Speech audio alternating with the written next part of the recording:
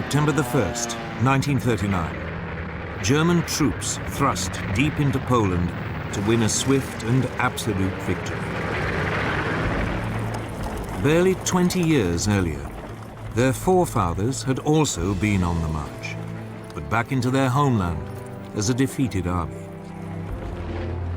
In November 1918, after 4 years of World War I, Germany's Emperor, Kaiser Wilhelm II, had been forced to abdicate. His armies were being ground down by a remorseless offensive by British, French, and US troops. His people faced starvation. But already, a dangerous myth was taking root. The German generals and troops claimed that they hadn't been defeated in battle, but betrayed by their own cowardly politicians.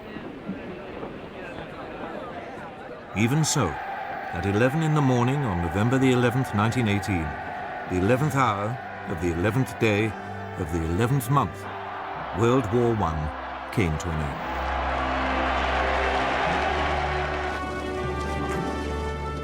The following month, President Woodrow Wilson of the United States arrived in Europe, promising to create a new world order. He persuaded the world's leaders to sign up to a new League of Nations. At the Treaty of Versailles, they agreed that from now on, disputes between countries would be resolved not by fighting, but by debate in the League. The peoples of Europe were set free. Germany's ally, the Austro-Hungarian Empire, was dismembered. Out of it, new nations were created: Austria, Poland, Hungary, Czechoslovakia, Yugoslavia, Latvia, Lithuania, and Estonia. Germany itself was greatly reduced in size. But this process contained a time bomb. Not everyone celebrated the birth of countries like Czechoslovakia. Several of them contained substantial German minorities. One day, the desire to reunite the German peoples would come to haunt Europe. The war-torn German people also had one final indignity inflicted on them. They were forced to pay a massive £6.6 billion in reparations to France and Britain, something they could ill afford. And when he returned to America, Wilson's new world order immediately fell apart. The US Congress decided it could not risk being sucked into another war in Europe. It refused to join his league, and the US withdrew into isolationism. Germany was now a very different nation. It was still Europe's biggest country, but its militaristic monarchy had gone. It had become a democracy. But its government, the so-called Weimar Republic, was soon struck by a series of hammer blows. Street battles erupted between extreme right-wing nationalists and communists trying to start a revolution. Then, in 1923, the country was devastated by hyperinflation, which reached hundreds of % a month. Ordinary people's savings were wiped out. This was fertile ground for a new breed of rabble-rousing right-wing politicians. Among them, Adolf Hitler. Hitler had been born in Austria. He had fought bravely as a soldier in World War I and been awarded the Iron Cross. On returning to Germany, he settled in Munich, and his fiery oratory soon enabled him to seize control of the small National Socialist or Nazi Party.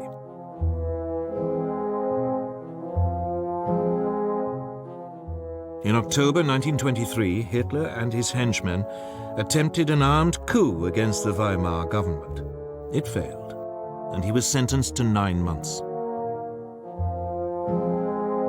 In prison, he wrote a book, Mein Kampf, My Struggle, in which he blamed Germany's ills on the Jews and demanded that it rebuild its strength and seek new territories in the East. On his release, he set about building the Nazis into a proper, disciplined political party. From now on, he would use the democratic system to achieve power. But for the next 5 years, Weimar Germany prospered.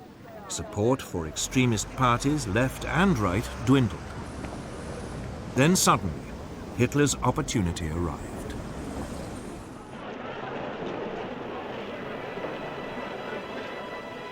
In October 1929, the US stock market crashed.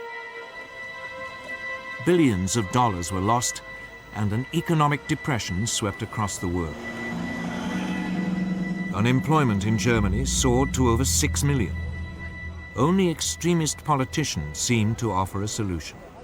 Wir haben ein Ziel uns gewählt und verfechtetes fanatisches Rücksicht. Politicians like Hitler. By 1931, his Nazis were a true mass movement. And they had their own brown-shirted thugs, the SA stormtroops, who numbered almost 3 million. In the 1932 elections, the Nazis became the largest party in Germany's parliament, the Reichstag. But Hitler refused to join a coalition, leaving parliament paralyzed. To break the impasse, President Hindenburg made him chancellor in January 1933, head of the government.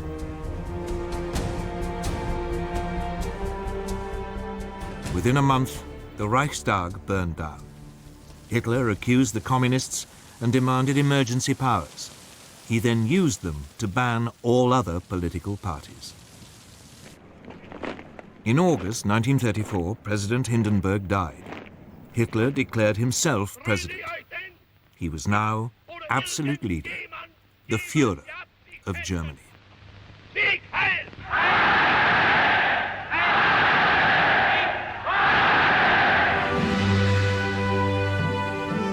At first, there was little sign of what was to come. For the next 3 years, the Führer concentrated on rebuilding Germany's economy. He spent millions on public works, including the 5,000-mile Autobahn system, to soak up the unemployed. But in secret, Hitler was also spending lavishly on a huge rearmament program.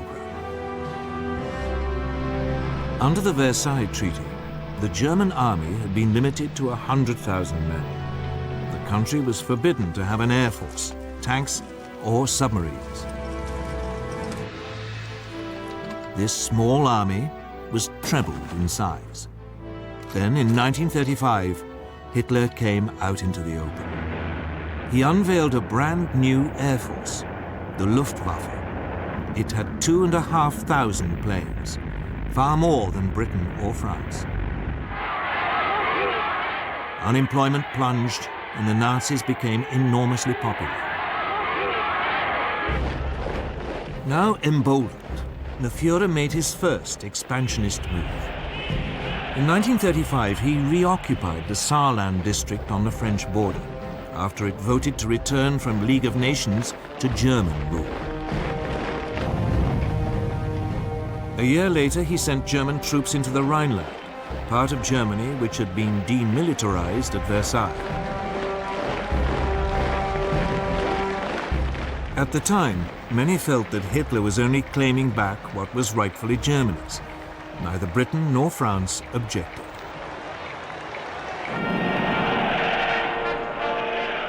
When Berlin hosted the 1936 Olympic Games, the Nazis were seen by many as firm but fair, a government which was restoring the nation's pride and which didn't threaten anyone. Of course, there were signs. The 1935 Nuremberg laws forbade Jews to marry true Aryan Germans and deprived them of their citizenship. But when the first threats came to world peace, they didn't come from Hitler at all, but from somewhere else entirely.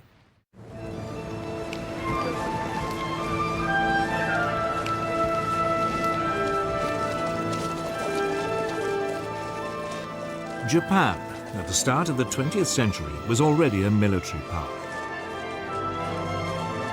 It had defeated Russia in a war in 1905, and it had fought alongside the Allies in World War I. After the war, Japan was an acknowledged world power, and it signed up to the League of Nations. But politically, it was a mess of contradictions. Nominally a democracy, the feudal tradition was still strong. Most Japanese revered their emperor as a living god and regarded him as their true leader. And the country faced major economic problems. Its population was exploding. And it had no natural resources to fuel its rapidly expanding industries. Its leaders needed solutions, and they saw them in Chinese Manchuria. Manchuria was a land of rich grain fields, with plenty of coal and minerals. It was a perfect target. Japanese troops were already stationed there. Other possible targets were the colonies ruled by the European powers: Burma, Malaya, and Hong Kong, controlled by Britain, Indochina, ruled by France, and the Dutch East Indies. But at this stage, Japan had to be cautious. They didn't want to rouse the other great power in the Pacific, the United States. For all its anti-imperialist slogans, the US actually ran an unofficial empire in the Pacific. The Philippines, Guam, and several islands were under its direct rule. It undoubtedly had the strength to take on Japan, but since the end of World War I, it had had other distractions.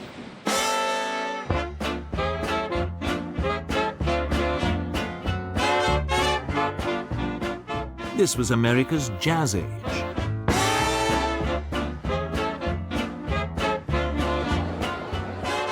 Throughout the 1920s, the nation concentrated on exploiting its vast resources. There was an economic boom that seemed without end. Fortunes were made both in industry and the stock markets. America seemed lost to the increasing pursuit of pleasure. With distractions like these, Japan's growing pains in the Pacific seemed very far away.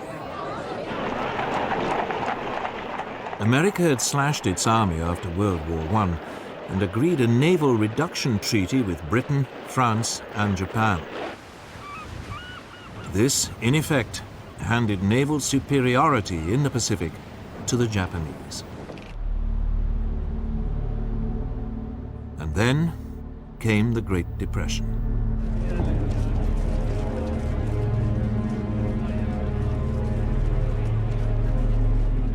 As the economic devastation spread, a quarter of the population lost their jobs.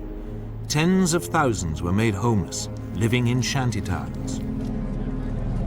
Whereas before it had been distracted by pleasure, now America was distracted by pain.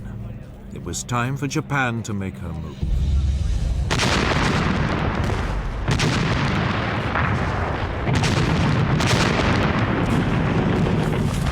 In 1931, without even informing their own elected government, the Japanese forces in Manchuria seized the capital Mukden and then overran the rest of the territory. A puppet state, Manchukuo, was proclaimed under a puppet ruler. Henry Puyi, the last emperor of China, who had been deposed in 1911, was dragged out of retirement.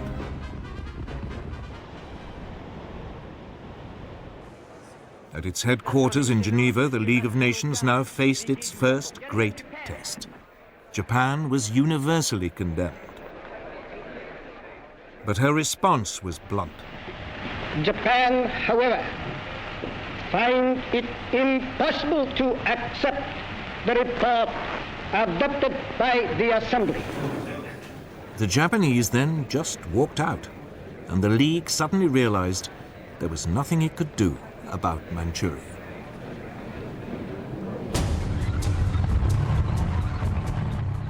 Japan was declared an international pariah, but it didn't care.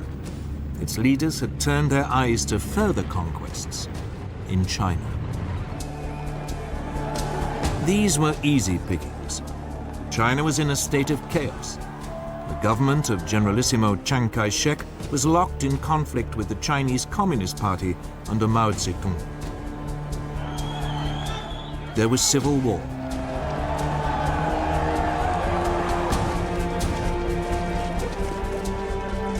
In 1936, as a precursor to invasion, the Japanese signed a pact with Hitler. The aim was to guard against any attack by Soviet Russia were it to move on China. Then in July 1937, the Japanese provoked an incident with Chinese troops and invaded.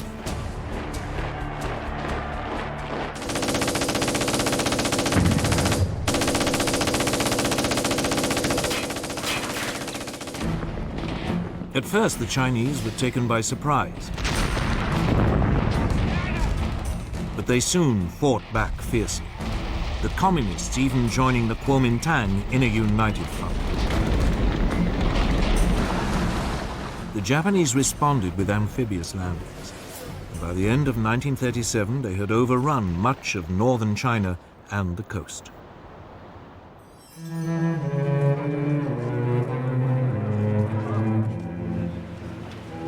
The Japanese fought this war with exceptional brutality, bombing cities indiscriminately. Westerners living in the commercial center, the port of Shanghai, were now evacuated. The city was then besieged for 3 months.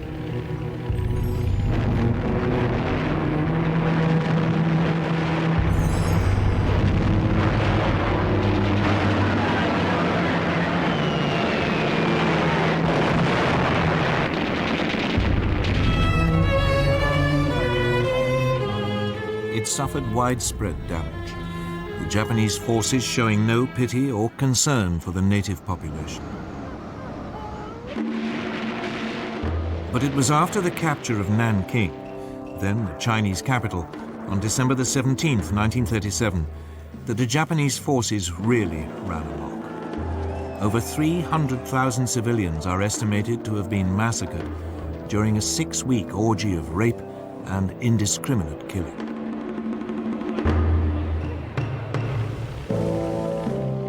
The Japanese even attacked British and US warships which had been sent to protect their shipping and trade. The worst incident came on December the 12th, 1937. The American gunboat Panay was sunk by Japanese bombers. 50 crewmen died. Despite this, the Western powers refused to intervene. So the League of Nations could do nothing. In the United States, President Roosevelt wanted to impose a naval blockade of Japan. It has become clear that acts and policies of nations in other parts of the world have far-reaching effects on us. But the British would have none of it, fearing that it might provoke a war. So all Roosevelt could offer was a $25 million loan to Chiang Kai-shek to buy arms. Even though the communists were now fighting alongside the Kuomintang, the Soviet Union did little to help either. Its only involvement was a series of clashes along its own border with Manchuria.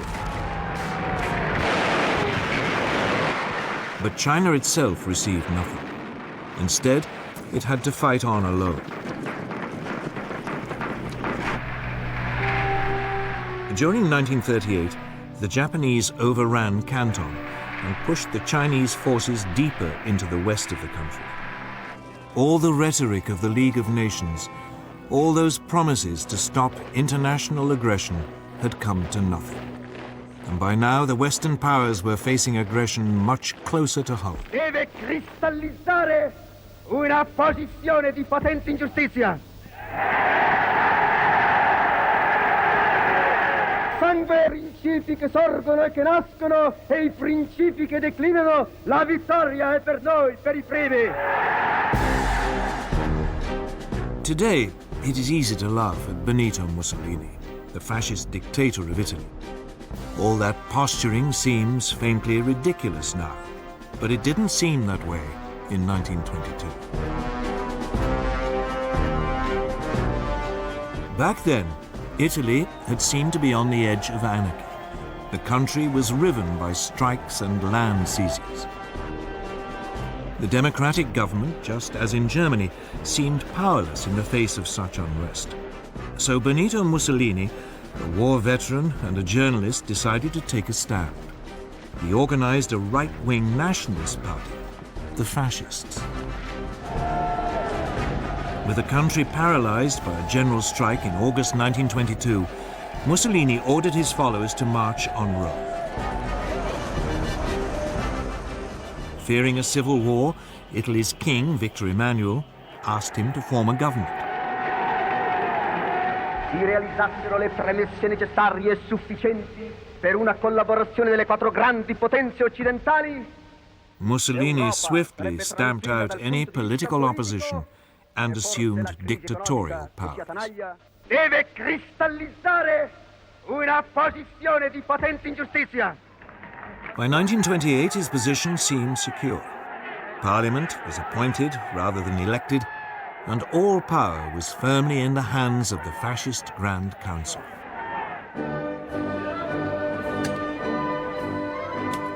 Like Hitler, Mussolini's first acts made him immensely popular. Massive programs of public works provided employment and transformed Italy's infrastructure. Corruption was rooted out and the mafia more or less eliminated. Italy's armed forces were built up, including an advanced modern air force. In the Mediterranean, Mussolini launched a powerful navy, bigger than the combined might of the British and French Mediterranean fleets. When the Great Depression came, Italy seemed to weather it better than most. Mussolini became a source of worldwide inspiration. Political leaders, not least Adolf Hitler in Germany, saw the fascist system as a role model, strong and purposeful, in contrast to the weakness of the democracies in Britain and France. But Mussolini wanted more than adulation. He wanted to recreate the Roman Empire, and he already had a target in mind for his first imperial land grab.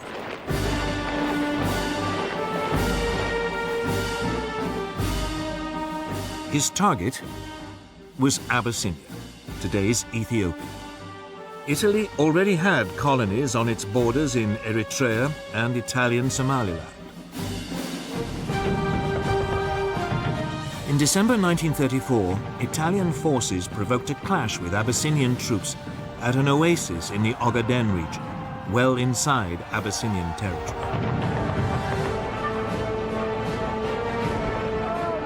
Mussolini then sent reinforcements to Eritrea and Italian Somaliland, demanding that Abyssinia pay reparations. The Emperor of Abyssinia, Haile Selassie, appealed in person to the League of Nations. He called on it to live up to its ideals. Here was a small nation under threat from another member of the League. This was the supreme test. But the League did nothing.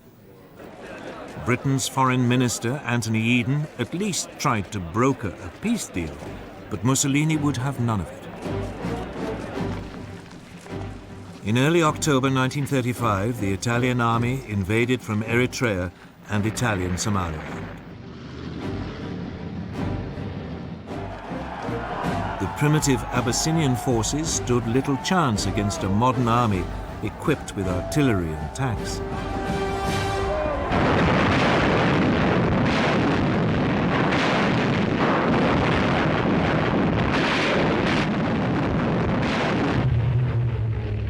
The Italian Air Force had total command of the air and harried the Abyssinians, on occasions dropping gas bombs, even though gas had been outlawed at Versailles. as a crime against humanity. After 6 months, Abyssinia was completely overrun. The Emperor Haile Selassie fled into exile in Britain. From its headquarters in Switzerland, the League of Nations wrung its hands. It did impose economic sanctions, but they had little effect. Mussolini's aggression had revealed two things. The League of Nations, that great hope for peace, was impotent. And both Europe's supposed major powers, the democracies Britain and France, no longer had the stomach for a fight.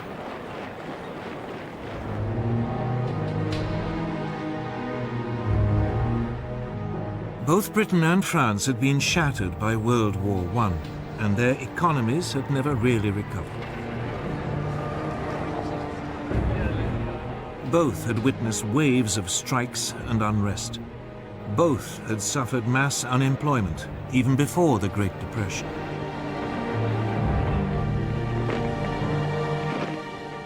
Both also faced the cost of controlling empires, now swollen by taking on Germany's former colonies and the Middle Eastern territories once run by the Turkish Ottoman Empire. And above all, both had been traumatized by the horrific casualties of World War I.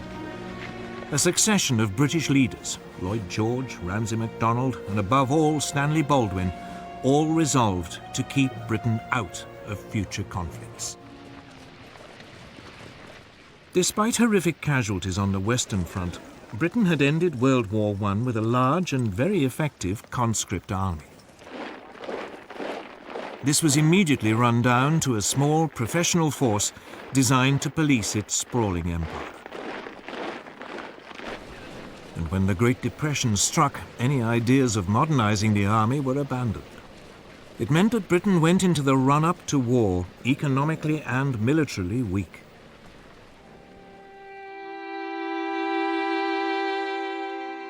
French losses during World War I had been even worse than the British. Ever mistrustful of the Germans, a large conscript army was maintained. But throughout the 1920s, France's birth rate had declined. It became clear that there would be a manpower shortage by the mid to late 1930s. France realized it could never compete with Germany on the size of its army alone.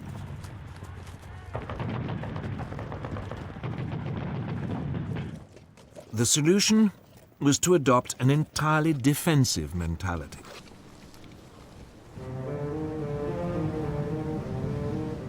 The Maginot Line, a series of fortifications, was begun in 1930 along the frontier with Germany and ran as far as the Belgian border. There, it theoretically linked up with fortifications planned by the Belgians. This new French military approach meant that France was only capable of waging a defensive war.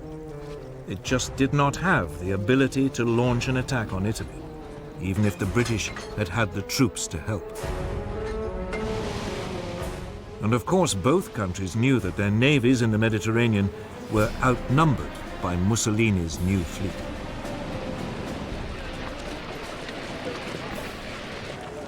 So when Italy conquered Abyssinia, it made sense for both powers to do nothing. It just seemed too remote, too much someone else's problem.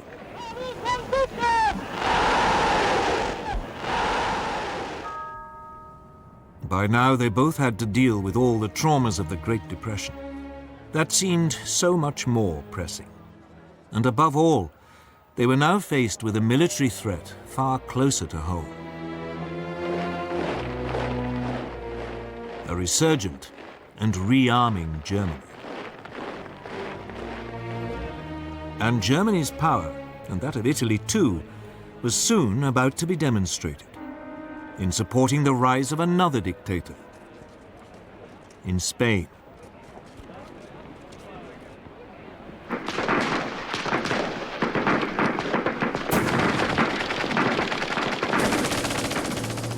In 1936, civil war erupted in Spain. It was exceptionally vicious, setting family against family, communist against fascist, believers against atheists. In 1931, a left-wing government had come to power determined to get rid of the centuries-old Spanish monarchy. The king was forced into exile and a republic was declared.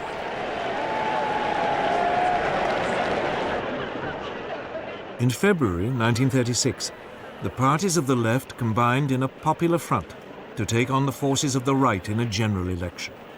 The Popular Front won narrowly. Even though its reform program was modest, a wave of strikes and land seizures led the right to fear that a communist takeover was inevitable.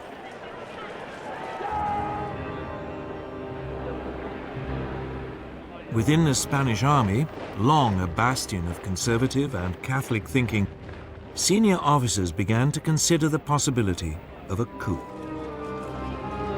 Among them was General Francisco Franco, a former chief of staff who had been effectively exiled to command Spain's forces in the Canary Islands.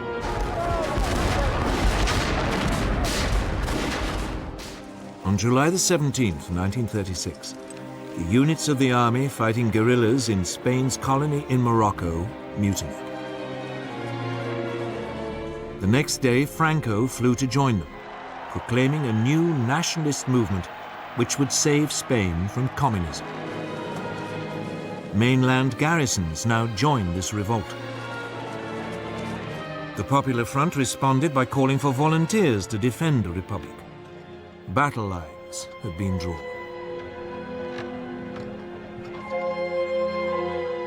At first, Franco faced problems. He and his army were in North Africa, and he had to get across the Straits of Gibraltar back to Spain. So he turned to the one person he thought might help: Adolf Hitler.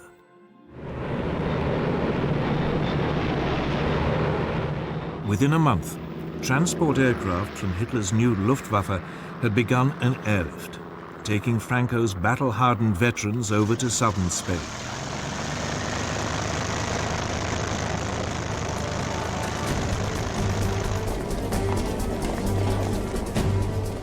At this stage, the Republic still seemed to have the advantage. The pro-Franco military uprisings in Madrid and Barcelona were quickly crushed, leaving it in control of most of the east of the country. Franco's nationalists were confined largely to the northwest and part of the south.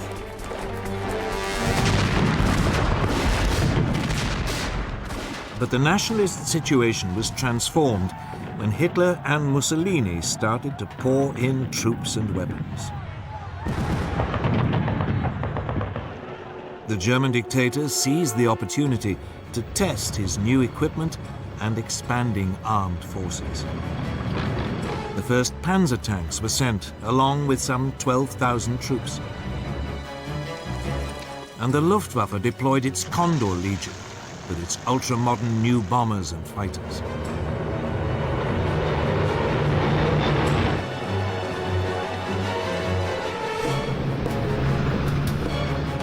Mussolini sent a so-called volunteer corps of 50,000 men and more than 700 aircraft. In vain did the Republicans appeal to Britain, France, and the Soviet Union for help. But London and Paris were scared of setting off a European war. They declared a policy of non-intervention. Cynically, both Germany and Italy signed up to this. But when it became obvious that they were still sending arms to the nationalists, Joseph Stalin, the Soviet leader, announced that he would help the Republic. Stalin's worry was the rise of fascism in Germany. Hitler had made it abundantly clear that he believed communism to be Nazism's ultimate enemy. Stalin saw the Spanish conflict as a way of keeping Germany and Italy occupied while building up the Soviet Union's military strength.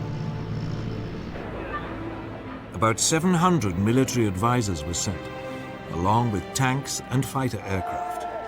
It was something, but no match for the support Franco had received.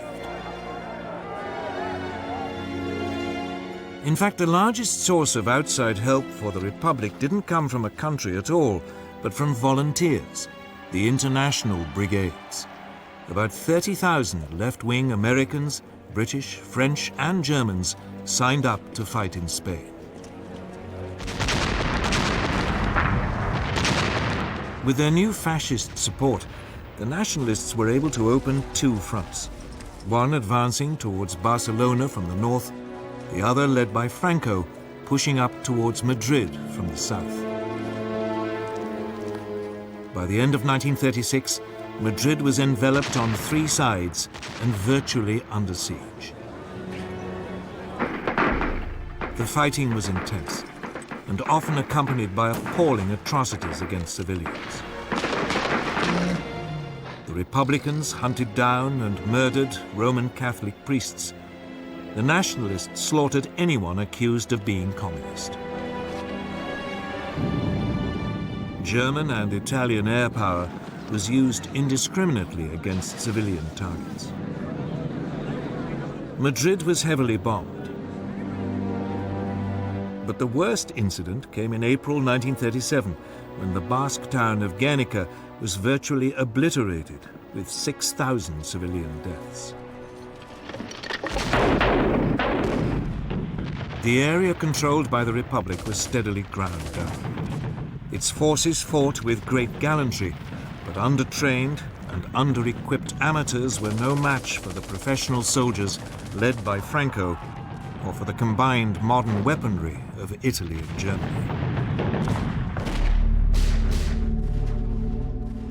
As the war dragged on, the fighting around Madrid became a symbol of the left's determination not to be crushed by a fascist dictatorship. But behind the scenes, the Republican alliance was falling apart. The communists and socialists wanted to concentrate on winning a military victory. But the more idealistic anarchists and syndicalists saw the war as an opportunity for a mass revolution by the workers. These disagreements burst out into the open in May 1937. Fighting broke out in Barcelona between the anarchists and communists. It was a fatal weakening of the Republican cause. By the end of 1938, the nationalists had penned their enemy into a small enclave around Barcelona, and another stretching eastward from Madrid to the coast.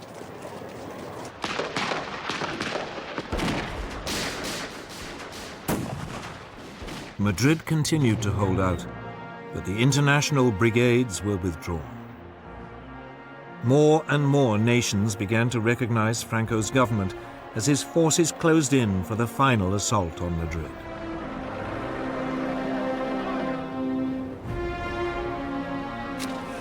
At the end of March 1939, its defenders, exhausted after nearly 3 years of fighting, the capital finally surrendered.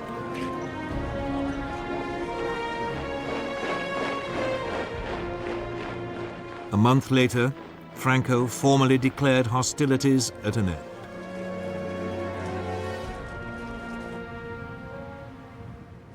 The scars of Spain's civil war took years to heal, and in some ways, they never have. And internationally, Franco's victory over the Republic proved a disaster. Hitler and Mussolini were confirmed in their belief that the democracies of Britain and France were impotent to resist any real pressure. While Stalin despaired of their willingness to confront fascism. Hitler in particular saw his way open to begin the aggressive policies outlined in Mein Kampf. Even before the Spanish Civil War ended, his armies were on the march.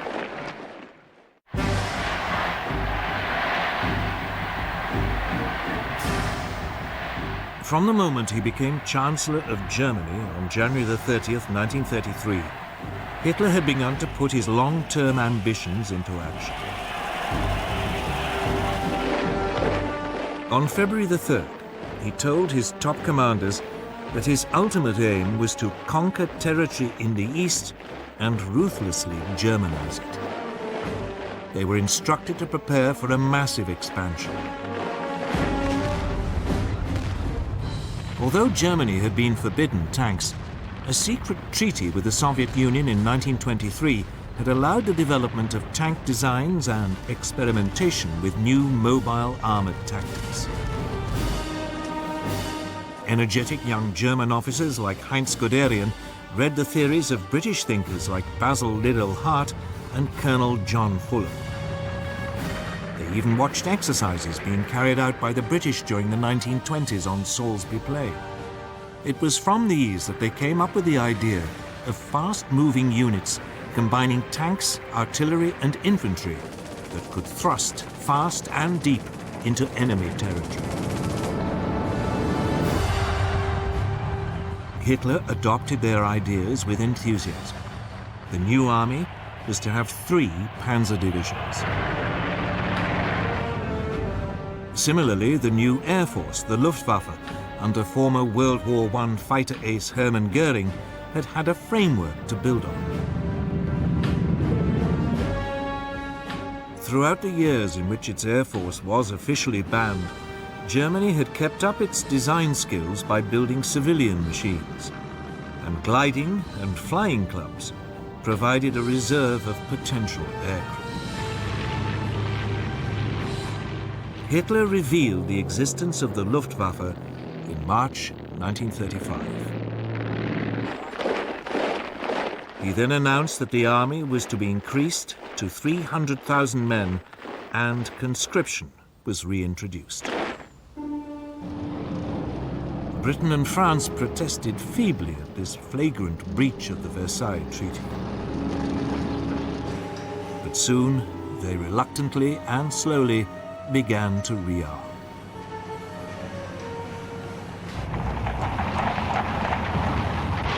Until this point, Hitler had been modest in his goals.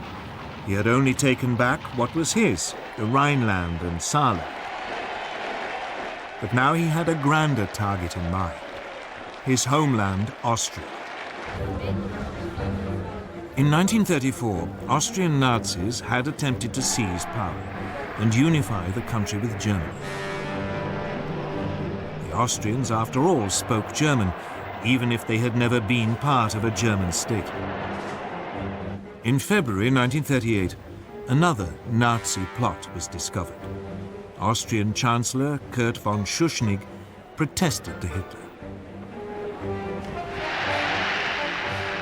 Hitler responded by demanding that Austria stop mistreating the Austrian Nazis and unite with Germany. Die Jugend ist uns verschrieben und verfallen mit Naivität. Schuschnigg promptly called a referendum so that the Austrians could vote on whether to remain independent. But on March the 12th, 1938, the eve of the referendum, Hitler, fearing that it might produce the wrong result, sent in his troops. Complete surprise and an enthusiastic welcome by Nazi sympathizers made it a bloodless invasion. Within hours, Hitler announced Austria's incorporation into the Third Reich. A sovereign nation had, for the first time, been subsumed into a greater Germany. Once again, the Western democracies failed to react. In the summer of 1938, he turned on his next prey, Czechoslovakia. A substantial German minority lived in the northwest of the country, an area known as the Sudetenland. These Sudeten Germans had been part of the old Austrian Empire, but had been cut off when Czechoslovakia was created in 1919. This was the time bomb that had started ticking at the signing of the Treaty of Versailles. Hitler encouraged Sudeten German demands for autonomy and then threatened the Czech government with force if it refused to agree. Undaunted, the Czech government ordered general mobilization and prepared to resist. The Czechoslovak army was large and well equipped, with formidable fortifications on its frontier with Germany. Hitler backed off. But then at the beginning of September, concerned that war might be imminent, the British Prime Minister Neville Chamberlain decided to act as a peacemaker. He flew to meet Hitler twice. The Nazi dictator assured him that if he could have the Sudetenland, he would make no further territorial demands in Europe.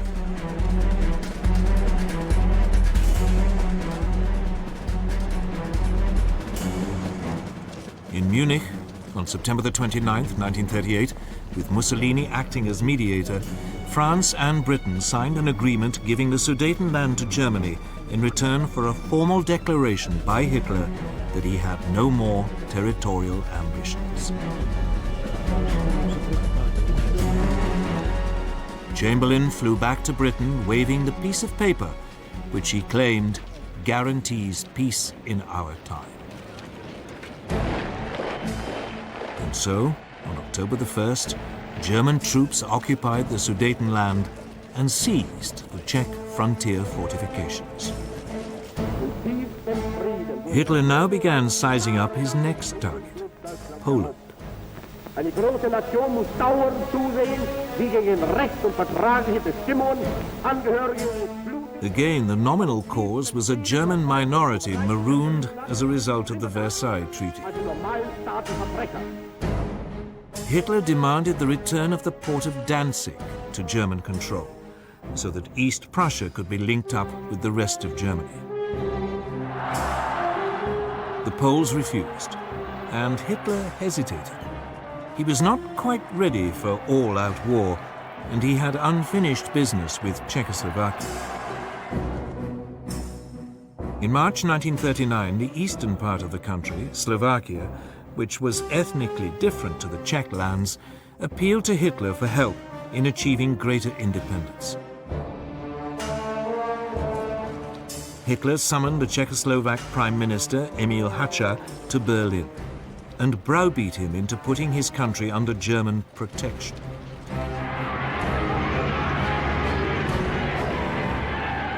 German troops now marched into the rest of Czechoslovakia, unopposed. Most of the country was annexed into the Reich. Slovakia was declared a protectorate. For the first time, Hitler had seized non-German-speaking territory. But again, there was only a feeble protest from Britain and France. At the end of March, he again repeated his demand that Poland give up Danzig. This time, France and Britain declared unequivocally that they would declare war if he attacked Poland. But by now, Hitler cared little whether they did or not. He was sure that they would be weak and indecisive opponents. In Russia, Stalin had also become increasingly concerned by Hitler's aggression. In April, Stalin proposed an alliance with Britain and France. But negotiations made little progress. And finally, Stalin despaired, deciding that there was another solution to the German threat. On August the 23rd, the Soviet Union and the Third Reich, who everyone had believed were sworn enemies, announced a non-aggression pact. The agreement secretly specified that Poland would be split between the two countries, and Stalin would have a free hand to take over Estonia, Latvia, and Lithuania. Now free from any Russian threat, Hitler ordered his armed forces to prepare for an immediate invasion. On the evening of August the 31st, the German Wehrmacht prepared for the assault. Its Führer had made the decision which would plunge the world into war.